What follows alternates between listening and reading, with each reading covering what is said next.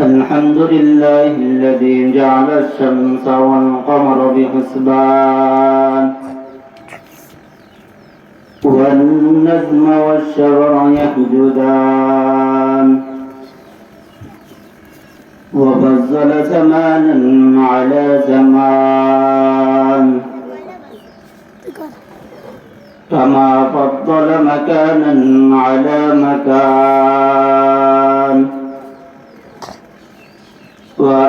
وإنسانا على إنسان ونشهد أن سيدنا وسندنا وحبيبنا وحبيب ربنا وطبيبنا وطبيب قلوبنا ومولانا محمدا عبده ورسوله أرسله الله بالحق بشيرا ونذيرا وداعيا إلى الله بإذنه وسراجا منيرا أما بعد فأعوذ بالله من الشيطان الرجيم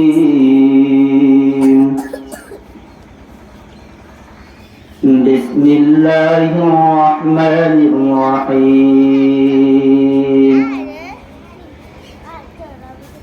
ألف لام ميم ذلك الكتاب لا ريب فيه هدى للمتقين فقال الله تعالى يا أيها الذين آمنوا اتقوا الله حق تقاته ولا تموتن إلا وأنتم مسلمون وقال رسول الله صلى الله عليه وسلم تركت فيكم أمرين لن تضلوا ما تمسكتم بهما كتاب الله وسنة ورسله فقال رسول الله صلى الله عليه وسلم الإيمان إقرار باللسان وتصديق بالجنان وعمل بالأركان صدق الله المولانا العظيم وصدق رسول النبي الكريم نحن ذلك من الشاهدين والشاكرين والذاكرين والحمد لله رب العالمين اللهم صل على روح محمد في الأرواح وعلى جسد محمد في الأجساد وعلى قلب محمد في القلوب وعلى قبر محمد في القبور سبحانك لا علم لنا إلا ما علمتنا إنك أنت العليم الحكيم رب اشرح لي صدري ويسر لي أمري واحلل عقدة من لساني ويفقهوا قولي मोहम्मद ने आकर कुफर को मिटा दो मोहम्मद ने आकर कुफर को मिटा दो कुफर को मिटा कर सदाकत बताया কুকুরকে মিঠাকান সদাকত বাতায়া। আলহামদুলিল্লাহ, আল্লাহ তাআলা ফিতনার জামানায় কোরআন এবং হাদিসের সহিহ তরিকায় পর্দা সহিত মা বোনদেরকে দিনের বেলা ওয়াজ নসিহত শোনার তৌফিক দান করছেন। অতএব যারা আমরা এখনো দুনিয়াবি কাজের ভিতর লিপ্ত, অতি জলদি করে আমরা মাদ্রাসার ময়দানে আমরা চলে আসি। আল্লাহ তাআলা হয়তো এই কোরআন ও হাদিসের উসিলায় আল্লাহ তাআলা এই উদ্দেশ্যে আমাদের কালকে আমাদের ময়দানে জান্নাতের ভিতর বাড়িখানা তৈরি করিয়া দেওয়ার ব্যবস্থা করিয়া দিতে পারে।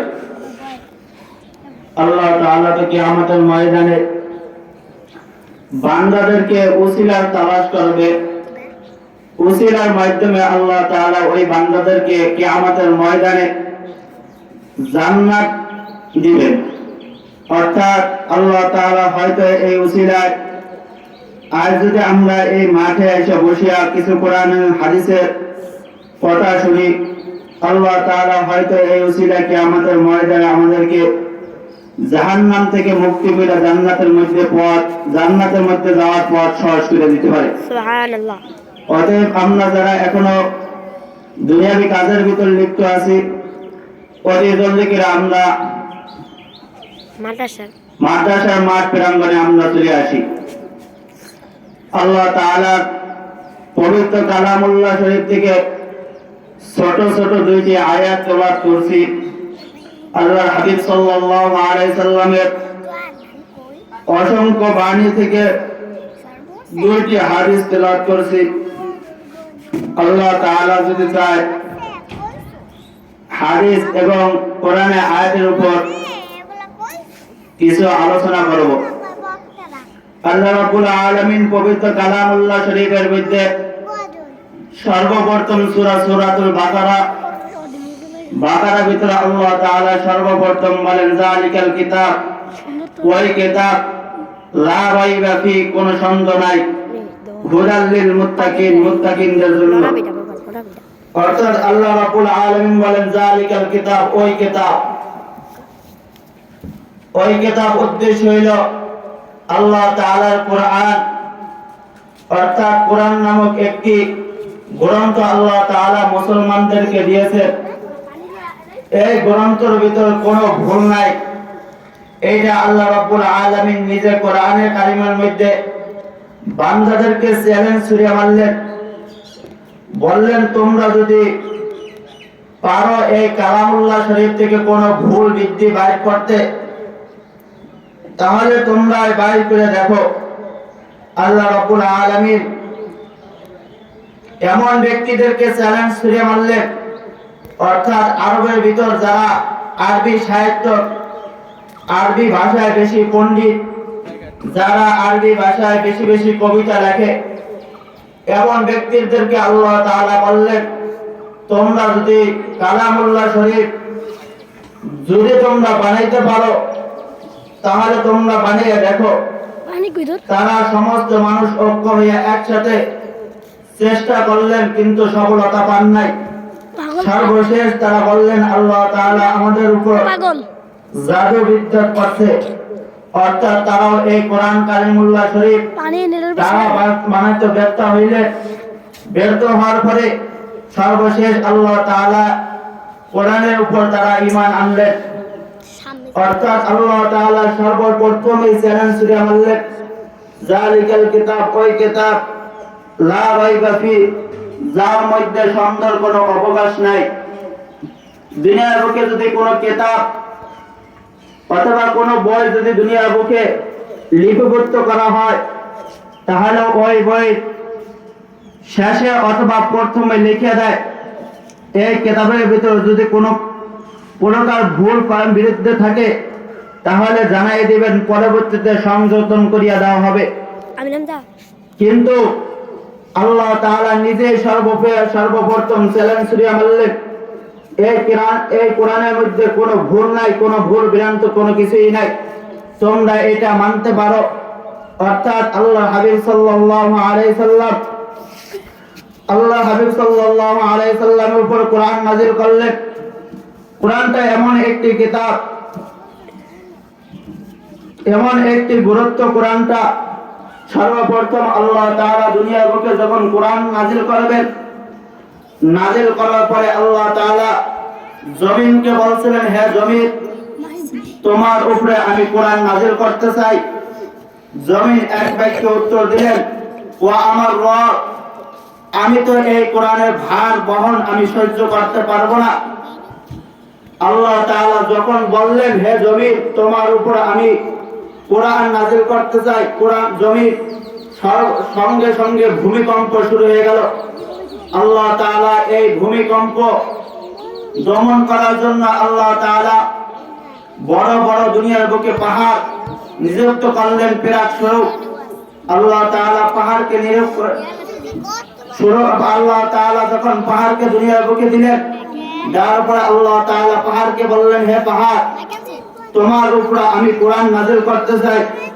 পাহাড় সঙ্গে সঙ্গে অস্বীকার করলেন, ইয়া রাব্বুল আলামিন, আমি দুনিয়ার বুকে কোরআনের ভার সহ্য করতে পারবো না, আমার উপর নাযিল করেন না।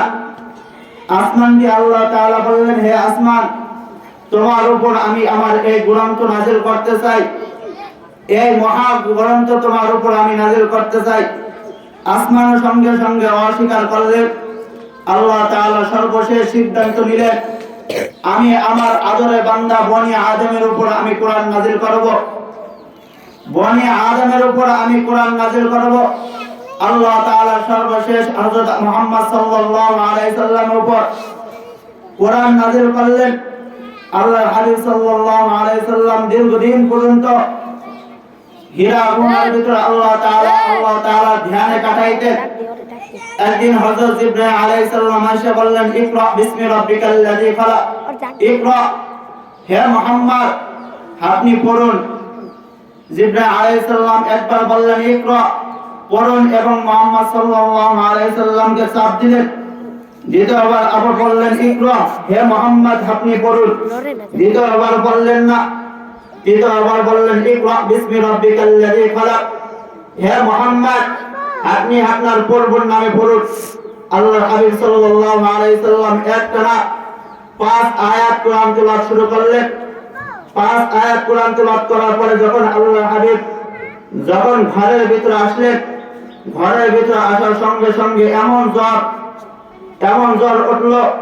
আম্মা জান আয়েশা রাদিয়াল্লাহু তাআলা আনহা বলেন, আমি নবীকে কম্বল দিয়ে জড়ায় ধরছি, তারপর নবীর কাঁপানো থামে না। আমি সর্বশেষ আমি মুহাম্মদকে ডাক দিয়ে বললাম, হে রাসূল, আমি বুঝে ফেলছি আপনি কেন এত কাঁপেন।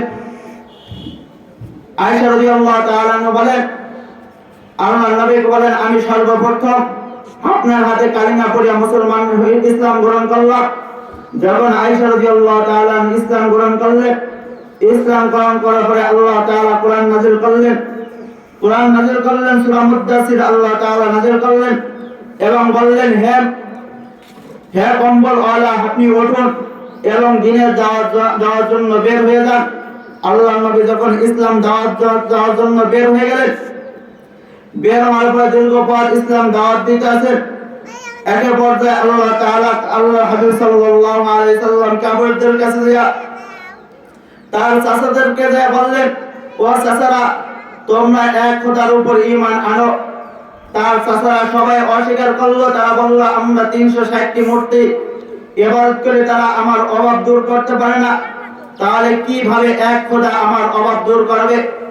আল্লাহর নবী সর্বশেষ একদিন সমস্ত চাচাদেরকে ডাকলেন, ডেকে এক পাহাড়ে নিযুক্ত করলেন এবং আল্লাহর নবী পাহাড়ের উপরে উঠিয়া চাচাদেরকে বললেন, ও আমার চাচারা, ও আমার বংশের মানুষরা, তোমরা কি বিশ্বাস করো এই পাহাড়ের ওই পিছে তোমাদের শত্রু আছে? তারা ইতিপূর্বে তোমাদের উপরে আক্রমণ করবে। সবাই এক বাক্যে স্বীকার করে নিল, হ্যাঁ মুহাম্মদ, তোমার কথা আমি বিশ্বাস করি। কেননা তুমি কখনো জীবনে কোনোদিন মিথ্যা কথা বলো নাই, তুমি কখনো তোমার জীবনে কোনোদিন মিথ্যা কথা নাই। আমরা তোমাকে এক ভাইকে আলামিন হিসেবে বিশ্বাস করি। এই কথা যখন বললেন, মুহাম্মদ বলেন, আল্লাহ নবী বলেন, ও আমার চাচারা, ও আমার বংশের মানুষরা, কালকে আমাদের ময়দানে তোমাদের জন্য জান্নাত এবং জাহান্নাম রয়েছে। তোমরা যদি এক খোদার ইবাদত না করো, কালকে আমাদের ময়দানে আল্লাহ তাআলা তোমাদের জন্য জাহান্নাম নিযুক্ত করে আছে।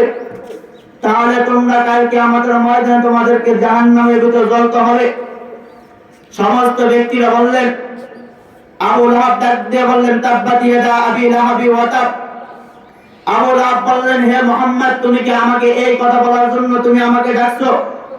আল্লাহ তাআলা সূরা লাহাব নাযিল করে বললেন, তাব্বাত ইয়াদা আবি লাহাবি ওয়া তাব। হে মুহাম্মদ, তুমি ধ্বংস, হে আবু লাহাব তুমি ধ্বংস। তখন আবু লাহাবকে ধ্বংস দোয়া করলেন, অর্থাৎ তখন আবু লাহাব এই কথা বলিয়া চলে গেলেন, ইসলাম গ্রহণ করলেন না।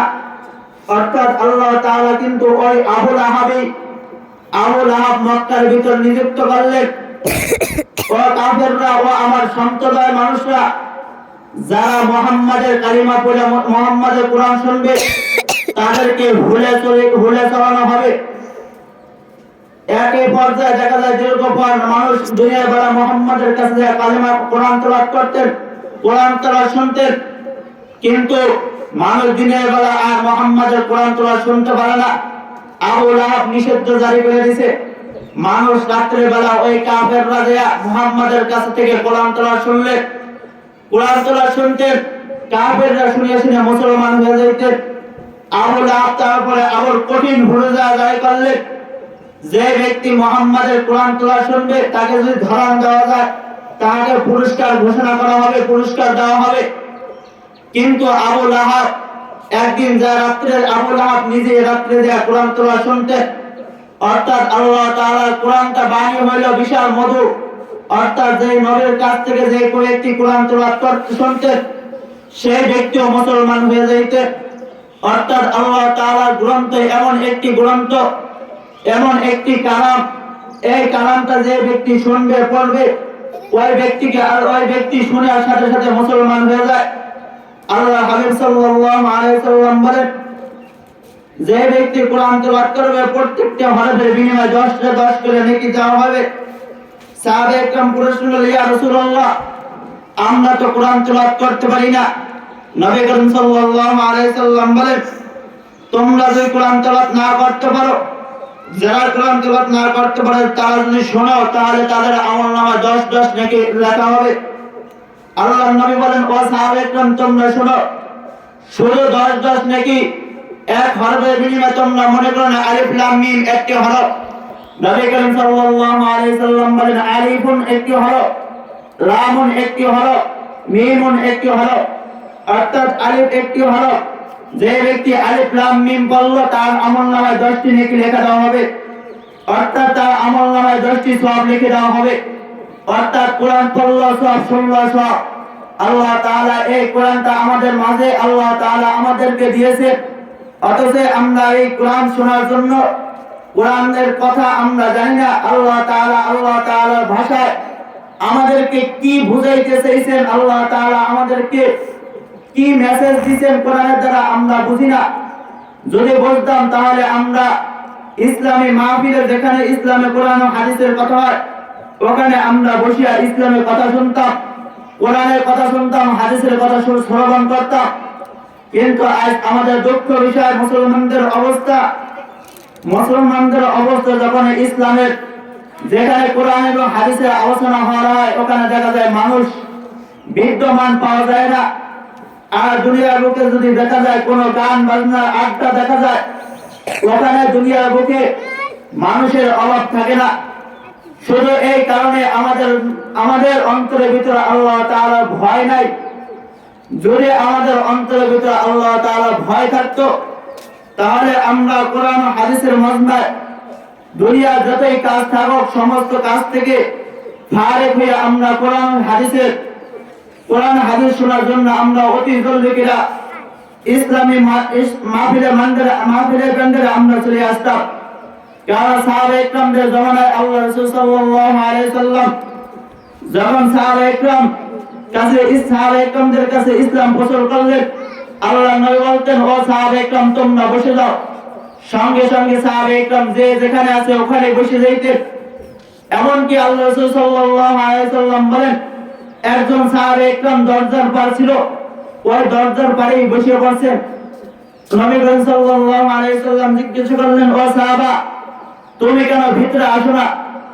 ওই সাহাবায়ে ইকরাম প্রশ্ন, ইয়া রাসূলুল্লাহ আপনি তো বলছেন বসে পড়েন, আপনি তো বলেন নাই সামনে আইসা ভিতরে আইসা তুমি বসো, এই কথা তো বলেন নাই, আপনি তো বলছেন বসে যান। তাহলে আপনার কথা রাখার জন্য আমরা সাথে সাথে এখানে বসে পড়ছি। অর্থাৎ সাহাবায়ে ইকরামদের অন্তরের ভিতরে আল্লাহ তাআলার ভয় ছিল। এত ভয়ের কারণে সাহাবায়ে ইকরাম আল্লাহর হাবিব সাল্লাল্লাহু আলাইহি সাল্লামের কথা মানতেন। তার জন্য আল্লাহ তাআলা বলেন, ইয়া আইয়ুহাল্লাযীনা আমানুত্তাকুল্লাহা হাক্কা তুকাতিহি ওয়া লা তামুতুন্না ইল্লা ওয়া আনতুম মুসলিমুন। আল্লাহ তাআলা বলেন, হে ঈমানদারগণ তোমরা আমাকে ভয় করো, কেমন ভয় করার মতো ভয় করো, তোমরা পরিপূর্ণ মুসলমান না হইয়া তোমরা কবরে আইসো না। অর্থাৎ আল্লাহ তাআলা পবিত্র কালামুল্লাহ শরীফের মধ্যে সমস্ত বান্দাদেরকে ডাকিয়ে বলেন, হে ঈমানদারগণ তোমরা আমাকে ভয় করো। আল্লাহ তাআলা বলেন, কিয়ামতের ময়দানে হাসরের ময়দানে ভয়ঙ্কর অবস্থা হইবে। ওই সময় কোন মানুষ যদি দুনিয়ার বুকে নিজেকে গুনাহ থেকে বাঁচায়, আমি রব্বুল আলামিন কাল কিয়ামতের ময়দানে তাকে বিনা হিসেবে জান্নাতে দান করব। আল্লাহ তাআলা কেন হাসরের ময়দানে ভয়ের কথা বললেন? আল্লাহ তাআলা কেন হাসরের ময়দানে ভয়ের কথা বললেন? মায়ান নবী ডাক দিয়ে বলেন, হাসরের ময়দানটা হবে পুরোপুরি ভয়াবহ, কিয়ামতের ময়দানটা হবে পুরোপুরি ভয়াবহ। আল্লাহ নবী ডাক দিয়ে বললেন, ও সাহাবায়ে ইকরাম তোমরা শোনো, কিয়ামতের ময়দানে নারী পুরুষ সমস্ত মানুষ দাঁড়াবে উলঙ্গ। আম্মা আয়েশা রাদিয়াল্লাহু তাআলা ডাক দিয়ে বললেন, ইয়া রাসূলুল্লাহ কিয়ামতের ময়দানে নারী পুরুষ সমস্ত মানুষ যখন উলঙ্গ দাঁড়াবে আমাদেরকে একটু শরম লাগবে না? আম্মা আয়েশা আল্লাহর রাসূল সাল্লাল্লাহু আলাইহি সাল্লাম ডাক দিয়ে বললেন, ও আয়েশা কিয়ামতের ময়দান যখন ভয়াবহ মুসিবতের ভিতর যখন মানুষ দাঁড়াবে, দাঁড়ানোর অবস্থায় সাহাবায়ে ইকরাম সমস্ত মানুষ যখন কিয়ামতের ময়দানে দাঁড়াবে, সমস্ত মানুষ নিজের ইয়া নাফসি করতে থাকবে, নিজের আমল নিয়ে নিজে পেরেশানি থাকবে। একজন মানুষ আরেকজনের দিকে তাকাইবে এই সুযোগ পাইবে না। আল্লাহ রাসূল সাল্লাল্লাহু আলাইহি সাল্লাম ডাক দিয়ে বললেন, ও আয়েশা কিয়ামতের এই ভয়াবহ অবস্থায় মানুষ একজন আরেকজনের দিকে কিভাবে তাকাবে? আম্মা জান আয়েশা রাদিয়াল্লাহু তাআলা ডাক দিয়ে বললেন, ও পয়গম্বর আপনি কেন এই গভীর রাতে কাঁদেন? আম্মা জান আয়েশা রাদিয়াল্লাহু তাআলা বললেন, ইয়া রাসূলুল্লাহ আমার আয়েশার কারণে আপনি কি কোনো কষ্ট পাইছেন কিনা? আমি আয়েশা কি আপনাকে কোনো কষ্ট দিয়েছে কিনা? আম্মা মায়ান নবী ডাক দিয়ে বললেন, ও আয়েশা তুমি আমাকে কোনো কষ্ট দাও নাই। আবার আয়েশা ডাক দিয়ে বললেন, ইয়া রাসূলুল্লাহ আপনি কি আমার পরিবারের কারণে কোনো কষ্ট পাইছেন কিনা? আয়েশা আল্লাহর রাসূল সাল্লাল্লাহু আলাইহি সাল্লাম ডাক দিয়ে বললেন, ও আয়েশা তোমার বাবা তোমার পরিবার আমাকে কোনো কষ্ট দেয় নাই। আয়েশা ডাক দিয়ে বললেন, ইয়া রাসূলুল্লাহ আপনি কেন কাঁদেন তাহলে একটু বলেন। আম্মা আয়েশা আল্লাহর রাসূল সাল্লাল্লাহু আলাইহি সাল্লাম বলেন, ও আয়েশা তিনটি কথা যখন আমার অন্তরের ভিতরে স্মরণ পড়ে যায় আমি নবীর চোখের পানি ধরে রাখতে পারি না। আম্মা জান আয়েশা রাদিয়াল্লাহু তাআলা ডাক দিয়ে বললেন, ইয়া রাসূলুল্লাহ তিনটি কথা কি আমাকে বলেন। আল্লাহর রাসূল ডাক দিয়ে বললেন, ও আয়েশা শোনো, সর্বপ্রথম যখন আমি দুনিয়ার বুকে আগমন করি,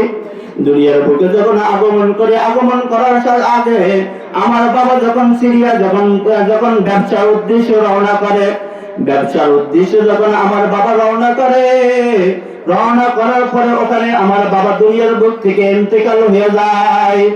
আমি দুনিয়ার বুকে আসার পরে আমার বাবাকে আমি বাবা বলিয়া ডাক দিতে পারি না। আমার বয়স যখন 6 বছর, তখন আমি দুনিয়ার বুকে আমার মাকে আমি মা বলিয়া আমার মাকে আমি হারাই ফেলি। একদিন আমি খেলার মাঠে, আমার ছেলে বাচ্চারা যখন খেলাধুলা করে, তখন আমি খেলার মাঠে বসে আমি কান্না করতে আছি। আমি ছোট, সমস্ত বাচ্চারা কান্না করে, কিন্তু সমস্ত বাচ্চারা খেলাধুলা করে, আমি কান্না করতে আছি। ওদিক দিয়ে সন্ধ্যাবেলা মায়ার নবীর মা ডাকতে বললেন, তোমরা কি মোহাম্মদকে দেখছো কিনা? সন্ধ্যা ঘুরাই আসতেছে, কিন্তু মোহাম্মদকে দেখতে আসি না। তোমরা কি মোহাম্মদকে চেনো কিনা?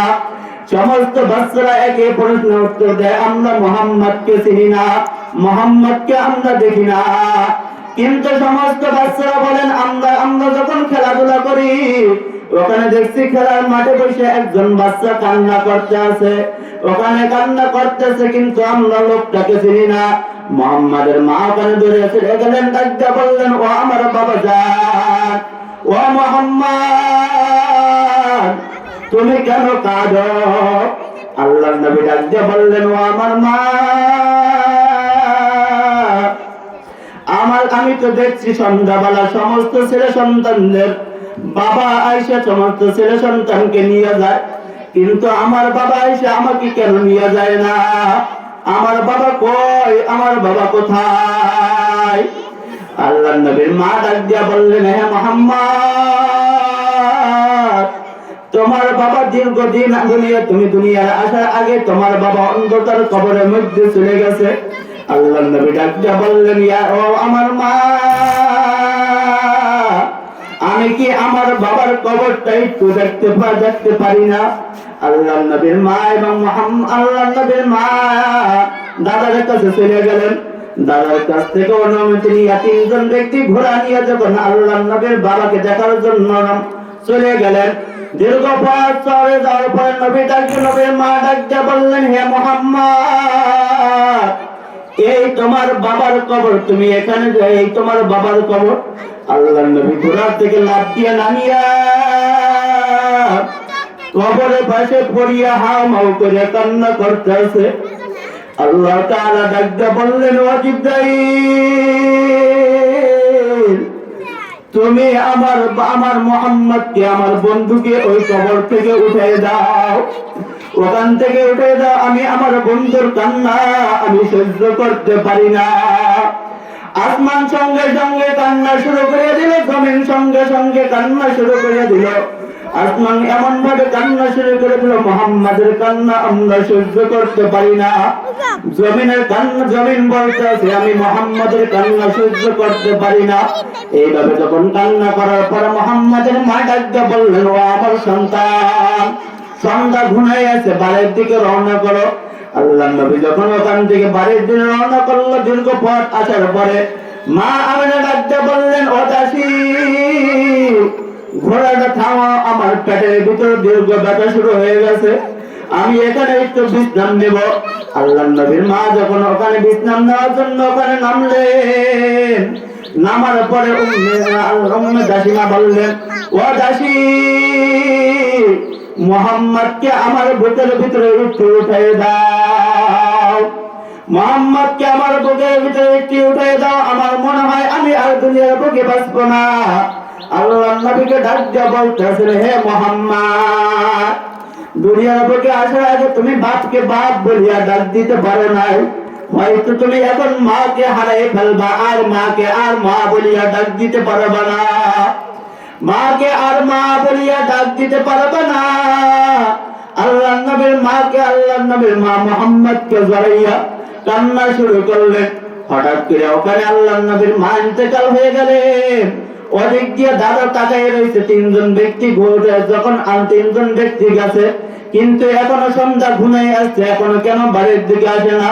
হঠাৎ করে তাকাই দেখতেছে 3 জন ব্যক্তি ঘোড়ার পিঠে গেল, হঠাৎ করে 2 জন ব্যক্তিকে দেখে, 1 জন ব্যক্তিকে দেখা যায় না, 1 জন ব্যক্তিকে দেখা যায় না। হঠাৎ করে ডাক দেওয়া যখন আল্লাহর নবী তার দাদার সামনে আসলো, দাদাকে পা ধরিয়া জড়াই ধরে বললেন, ও দাদা, দুনিয়ার বুকে আমি আসার পরে আমি বাবাকে বাবা বলিয়া ডাক দিতে পারি নাই, আমার মাকে আমার মা আমার বয়স যখন 6 বছর, তখন আমার মাকে হারাই ফেলছি। এখন আমি মাকে মা বলি, তাকে ডাক দেব। আল্লাহর নবীর দাদা এই কথা বলার পরে নবীকে সান্ত্বনা দিতে আছে। দীর্ঘ 1 বছর পর তার বাবা তার দাদা দুনিয়ার বুক থেকে চলে যায়। নবী বলেন, আমার দাদা যখন চলে যায় তখন আমি বিশাল বড় এতিম হয়ে যাই। এতিম হওয়ার অবস্থায় ওই সময় আমার সাথে বিবাহ, আমার বয়স যখন 25 বছর, খাদিজা রাদিয়াল্লাহু তাআলা আনহার বয়স যখন 45 বছর, তখন আমার সাথে খাদিজার সাথে বিবাহ আবদ্ধ হয়ে যায়। যখন আমার সাথে খাদিজার সাথে যখন সংসার চলতে আছে, দীর্ঘদিন আমি ওই হীরা গুহার ভিতর আমি আল্লাহ তাআলার ধ্যানে কাটাইতাম। আমি মাঝে মাঝে দেখতাম খাদিজা আমার জন্য নাস্তা বানাইয়া ওই পাহাড়ের উপর আমার জন্য নাস্তার ব্যবস্থা করিয়া দিত। খাদিজা আমার জন্য। খাদিজা যখন আমি গভীর রাতে ইসলামের দাওয়াত দিয়ে কালিমার দাওয়াত দিয়ে আসতাম, ডাক দিয়ে যখন খাদিজাকে আমি ডাক দিতাম, গভীর রাতে দরজা ডাক দেওয়ার সঙ্গে সঙ্গে দরজা খুলিয়া দিত। আমি খাদিজাকে ডাক দিয়ে বলতাম, ও খাদিজা, তুমি এই গভীর রাত্রে ঘুমাও নাই? খাদিজা ডাক দিয়ে বলতেন, ইয়া রাসূলুল্লাহ, আমি খাদিজা যদি এই গভীর রাত্রে ঘুমাই যাই, আপনি দুনিয়া থেকে আসার পরে বাবাকে বাবা বলিয়া ডাক দিতে পারেন না। আপনি যখন বয়স 6 বছর তখন আপনি মা হারাই বলছেন, মাকে মা বলিয়া ডাক দিতে পারেন নাই। আপনার মার আদর আপনি দুনিয়ার বুকে আইসে পান নাই, বাবার আদরও পান নাই। আমি যদি খাদিজা ঘুমাই যাই, আপনাকে এই গভীর রাতে কে ঘরের ভিতরে আপনি প্রবেশ করাবে? আপনি দাঁড়ায় দেখবেন এই কথা আল্লাহ তাআলা এই কষ্ট সহ্য করতে পারবে না। ও পদ্মার মা বোনেরা, তোমাদের স্বামী তোমাদের জন্য কি পরিমাণ কষ্ট করে, কষ্টের কথা বলিয়া বোঝা যাইবে না। সারাদিন তোমার স্বামী রাতে খেতে কাম করিয়া এসে তোমাদের হাসি ফোটানোর জন্য, তোমাদেরকে খাবারের ব্যবস্থা করার জন্য, নিজের মাথার ঘাম পায়ে ফেলিয়া তোমাদের জন্য আয় রোজগার করে। একদিন স্ত্রী ডাকতে বললেন, ও স্বামী, আমার অনেক একটা ভালো কাপড় কিনতে হবে, আমাকে একটা ভালো কাপড়ের ব্যবস্থা করিয়া দাও। স্বামী স্ত্রীর মুখে হাসি ফোটানোর জন্য স্বামীর পকেটে একটা বড় নাই, কিন্তু স্ত্রীকে বললেন, ও স্ত্রী, আমি ওই কাপড়টা তোমার জন্য ব্যবস্থা করিয়ে দেব, তোমার জন্য আমি ওই কাপড়টা এনে দেব। স্বামী বাজারের ভিতরে চলে গেলেন, বন্ধুর কাছে বললেন, ও বন্ধু, কিছু টাকা তুমি করিয়ে দাও, আমি কিছুদিন পর তোমার টাকা ফেরত দিয়ে দেব।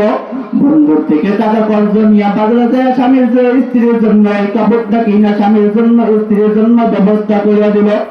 স্ত্রী কাপড়টা পাইয়া আনন্দতে খুশি হয়ে গেল, কিন্তু স্বামীর পকেটে 1 টাকাও ছিল না। স্ত্রীর পকেটে হাসি ফোটানোর জন্য স্বামী হাওলাত করিয়া আইনা, কর্জ করিয়া আইনা স্ত্রীর মুখে হাসি ফোটার জন্য কাপড়টা কিনে আইনা দিল। দীর্ঘদিন পর যখন ওই টাকার মেয়াদটা যখন যাওয়া পরিশোধ করার সময় এসে বলল, বন্ধু বাড়িতে এসে ডাক দিয়া বললেন, ও ভাই, ও আমার বন্ধু, আমার ওই টাকাটা ফেরত দাও। বন্ধু তো লজ্জায় মুখটা ঢেকে বলল, আমি তো আদা করছিলাম আমার বন্ধুর সাথে, আমি অমুক তারিখে তোমার টাকাটা ফেরত দেব, কিন্তু ওই টাকাটা ব্যবস্থা করতে পারি না, আমি কিভাবে এখন টাকাটা ফেরত দেব? অধিক যে পদ্মার আড়ালে ওই পদ্মার আড়ালে ওই স্ত্রী তাকায় দেখে বন্ধু টাকা চাইতে আছে। স্বামীকে ডাক দিয়ে বললেন, স্বামী, তোমার কাছে তোমার বন্ধু কি টাকাটা পায় আমাকে বলো। স্বামীটা সবাই কামতে আছে, কিন্তু স্ত্রীকে বলতে আছে না। যদি স্ত্রীকে বলে তাহলে স্ত্রী কষ্ট পাইবে, স্ত্রীকে কষ্ট দেওয়া যাইবে না। এই কথা বলার পর স্বামী স্ত্রী ডাক দিয়ে বললেন, ও আমার স্বামী, তোমার কান্না আমি সহ্য করতে পারি না, তুমি কান্না, আমি স্ত্রী হয়ে তোমার কান্না সহ্য করতে পারি না। একটু বলো তোমার কি প্রয়োজন, তোমার কাছে তোমার বন্ধু কি টাকা পায়? স্বামী ডাক দিয়ে বললেন, ও আমার স্ত্রী, তুমি শোনো, তোমার যখন কাপড়ের প্রয়োজন ছিল, তোমাকে কাপড়ের ব্যবস্থা লাগবে, তখন আমি টাকার ব্যবস্থা ছিল না, আমার পকেটে 1 টাকাও ছিল না। আমার বন্ধু থেকে আমি কিছু টাকা হাওলাত করিয়ে কর্জ করিয়ে আমি তোমার মুখে হাসি ফোটানোর জন্য আমি টাকা এনে তোমাকে কাপড় কিনিয়ে দিয়েছি।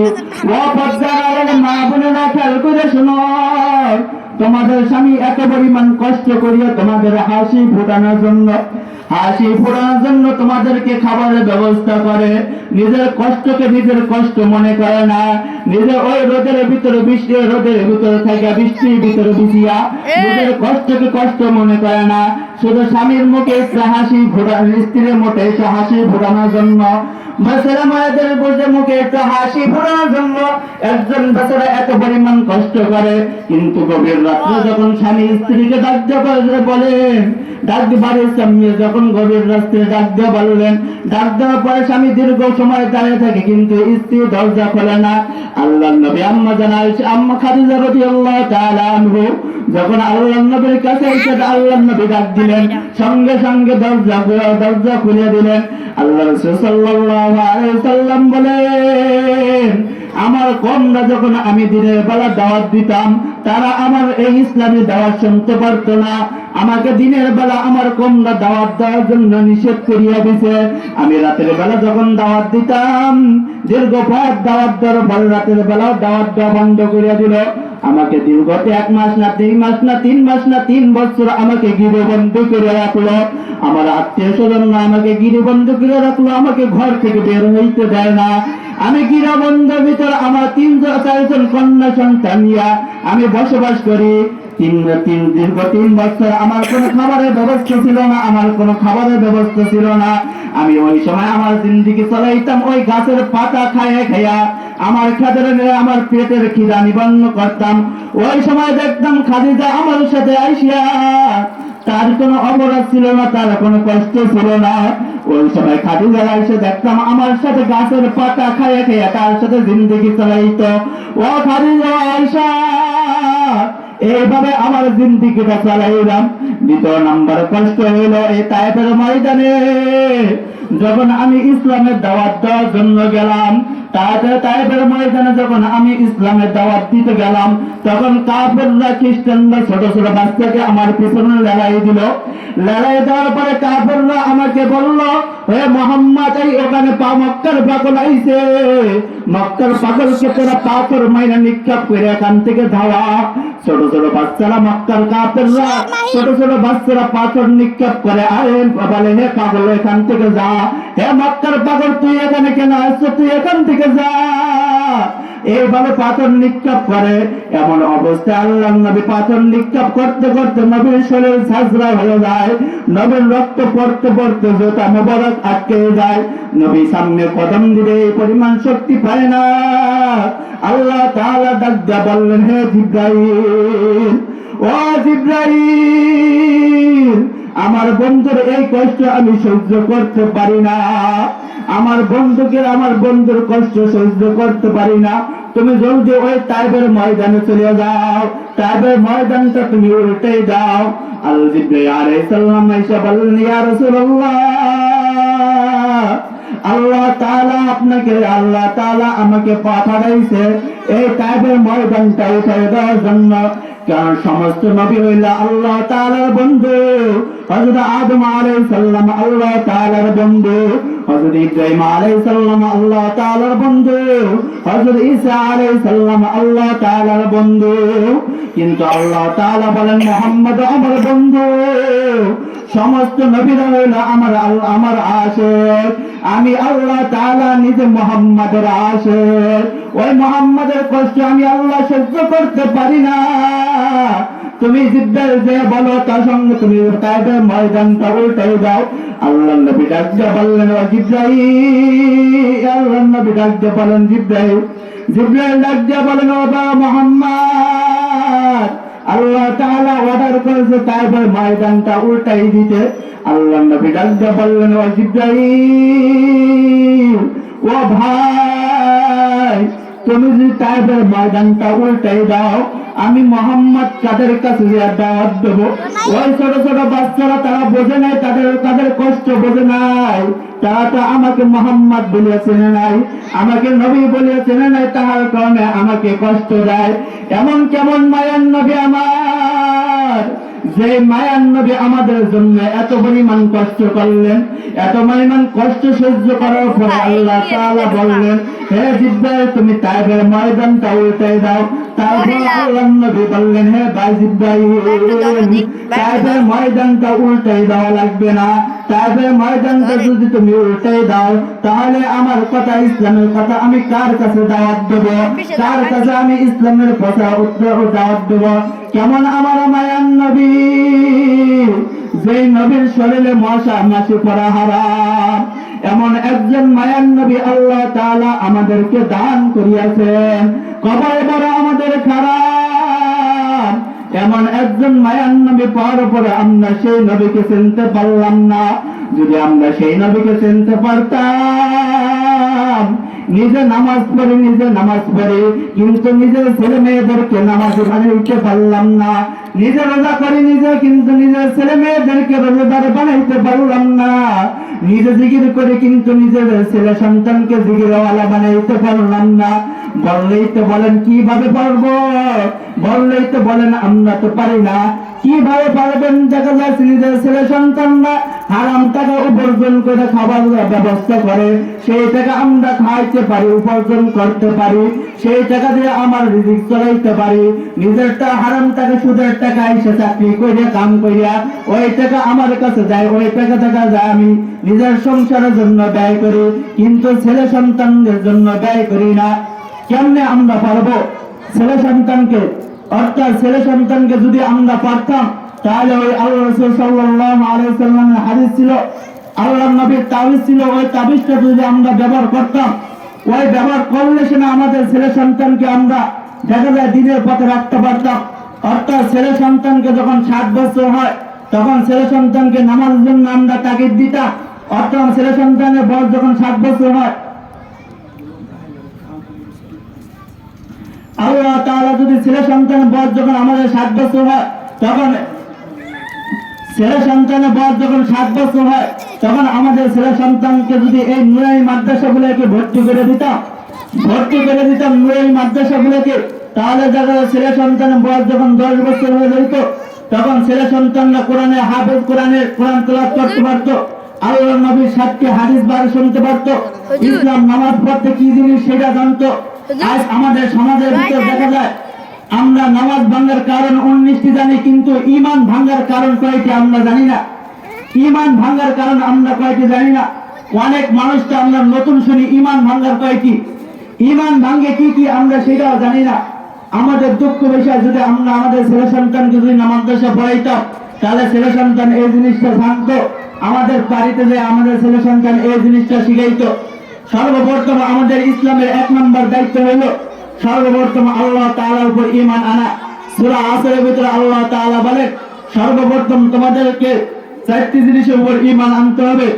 1 নম্বরে আল্লাহ তাআলা, 1 নম্বরে সর্বপ্রথম আল্লাহ তাআলার উপর ঈমান আনতে হবে।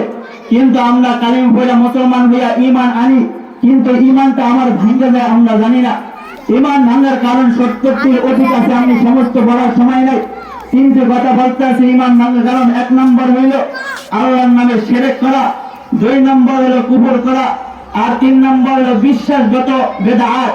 এই 3টি হলো মৌলিক বিষয়। যদি এই 3টি আমি জিনিস বলতে পারি তাহলে এই 3টি দ্বারা আমরা উসুল বাইকের সমস্ত কি কারণে আমার ঈমান ভাঙে আমরা বলতে পারবো। আমরা নামাজ ভাঙার কারণ জানি কিন্তু ঈমান ভাঙার কারণ জানি না। যদি আমাদের ঈমান যদি ঠিক না থাকে তাহলে আমরা নামাজ পড়ি, নামাজ আমার কামে লাগবে না। যদি আমরা রোজা করি তাহলে রোজাও কামে লাগবে না। যদি জাকাত দিই জাকাতও কামে লাগবে না। সর্বপ্রথম আমার ঈমানকে ঠিক রাখতে হবে।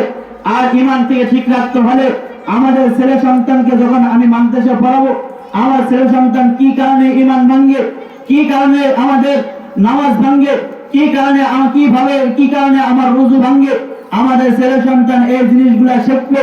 শেখার পরে আমাদের কাছে আইসা এই জিনিসটা প্রচার করবে, আমরা জানবো।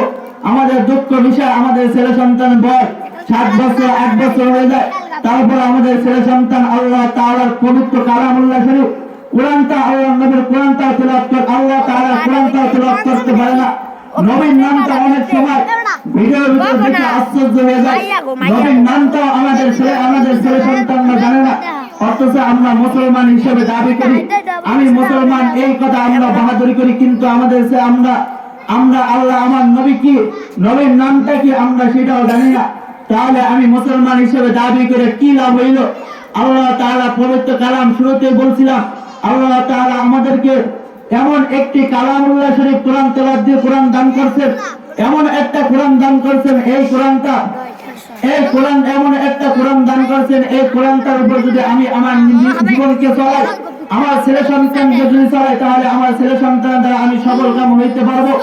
আমার এই ছেলে সন্তানকে যখন আমি আলেম বানাবো, আমার ছেলে সন্তানকে যখন আমি আলেম বানাবো, এই ছেলে সন্তান কাল কিয়ামতের ময়দানে আল্লাহর হাবিব সাল্লাল্লাহু আলাইহি সাল্লাম ডাক দিয়ে বললেন, ও বিদা আল্লাহর নবী ডাক দিয়ে বললেন, দুনিয়ার বুকে যেই ব্যক্তি একজন ছেলে সন্তানকে হাফেজ বানাই দেবে, আল্লাহ তাআলা কাল কিয়ামতের ময়দানে বান্দাদেরকে ডাক দিয়ে আল্লাহ তাআলা ডাক দিয়ে বলবেন, ও হাসরবাসীরা, কিয়ামতের ময়দান নিজের ছেলে সন্তানকে না খাইয়া কষ্ট করিয়া নিজের ছেলে সন্তানকে আলেম বানাইছে, হাফেজ বানাইছে, এই কষ্টের বিনিময়ে আমি রব্বুল আলামিন কিয়ামতের ময়দান তাদের মা বাবার মাথার নূরের তাজাল্লি পরানো হবে, নূরের মুকুট পরা হবে।